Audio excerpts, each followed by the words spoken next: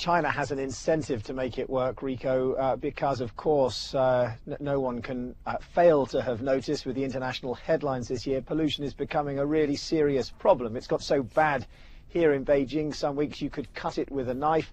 Today, looking out of the window behind me, it's all too apparent.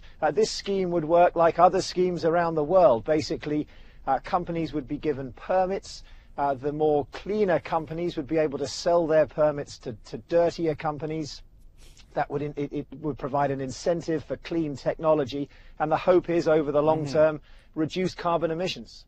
But carbon trading schemes elsewhere, John, have faltered, most recently with the near collapse of the carbon market in the EU. So what lessons can China learn from the European Union? You're right, there have been problems elsewhere, and it's to do with pricing. In Europe, there's been an argument about the need to increase the cost of carbon. There have been political difficulties there. We don't know yet much of the fine details of this scheme in Shenzhen. We know that it will cover something like 600 or so companies there.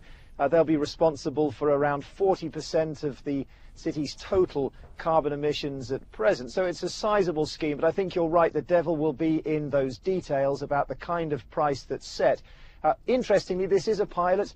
There are another 6 cities that are in the pipeline to also have their own carbon trading scheme, including Beijing. The point at the moment for China is that it's feeling its way. It's going to see if it can make it work in places like Shenzhen and here in Beijing before possibly moving to a national carbon trading scheme at some point over the next decade or so.